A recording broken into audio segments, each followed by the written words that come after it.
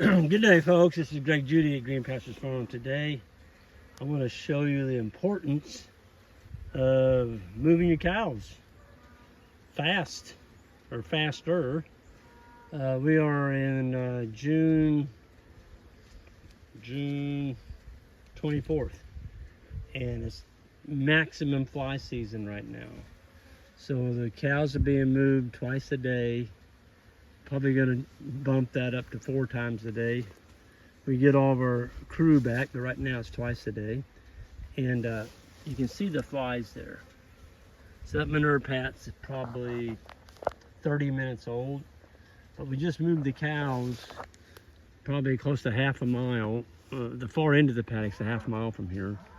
And it comes back over here in these woods. But if you sit real quiet over here, you can hear the flies. It's been shown that flies typically don't go more than 100 yards from where they were born. Well, they're laying fly eggs in there. So the baby flies, the larvae, they hatch out. They're going to attack your cattle if your cows are still here. So move them. People say, how do you deal with fly pressure? Well, you got to move them. If you can walk through here, I mean, every manure pad.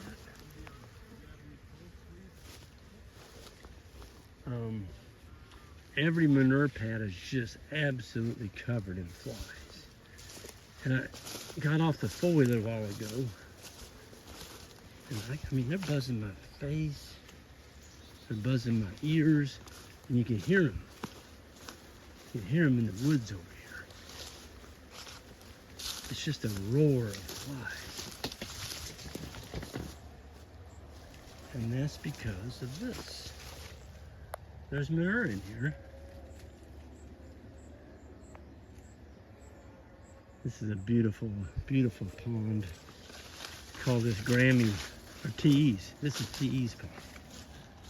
Yeah, look at that, isn't that beautiful?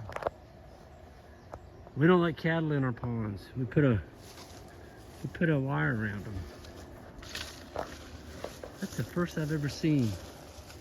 There's a lily pad over there. 4 of them. 4 lily pads.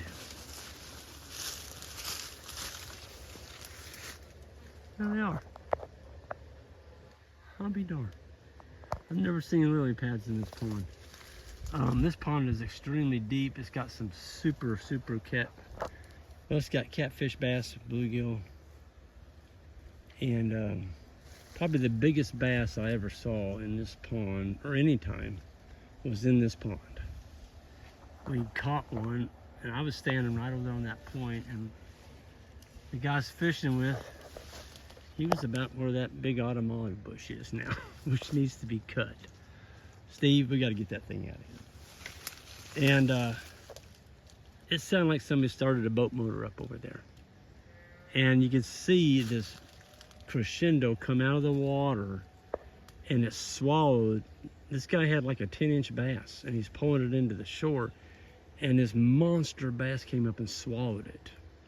Had it halfway down his gut, or his throat. And this guy was just freaking out. And he tried to pull the bass up on the bank, and the big guy would slide off.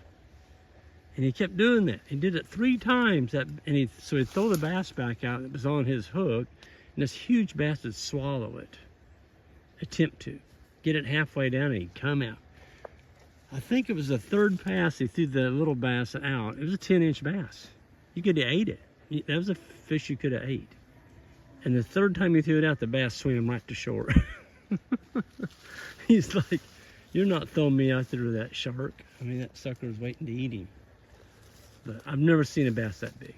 I mean, he was just massive. It takes a big bass to swallow a 10-inch bass. But anyway, pretty cool fishing story.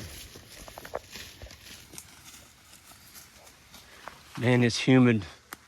97 degrees today, and you can almost drink the air. But it's June. It's June in Missouri, and you're gonna get some of that. So we are so fortunate. Look at the forage we've got. I mean, it's unreal. Unreal.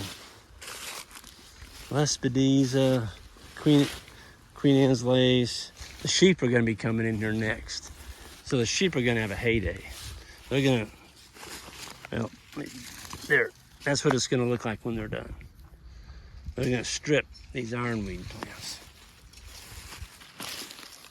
The goldenrod, the stick tight. Anything with a broad leaf on it is in serious, serious trouble with the sheep coming. So I like it. I like to see, instead of having what you call a pest plant, all of a sudden it's a beneficial food for your other species of livestock. So folks, it's tough out there. You've got to learn to use unfair advantages. And one of the unfair advantages in the grazing world is to use another species like sheep to help you keep control of all this brush. I call hair sheep a glorified goat, except for they're not 4 times, they're probably 10 times easier to keep in than a goat. So sign me up for hair sheep.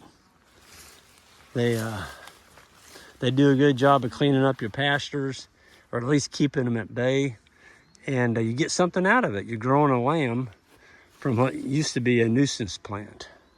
So you can see the cattle came in here and they ate a lot of the weeds. I mean, they nailed that. Oh, that's Queen Anne's lace. They nailed that sucker. This is switchgrass right here. Steve McCauley's dad planted that probably 25 years ago, and it's still in here. And of course you have the hickory sprouts, which nothing much will eat those. We'll brush hog those if they get too rank, just kind of knock them back, keep them vegetative, and you will see some animals pick on them just a little bit. They worked this switchgrass over, I'm telling you. They worked it over good. Like it. Folks, I'm going to get out of here. We still got some work to do this evening, and we'll see you all down the road. And hit that subscribe button all that. We'll see you next time.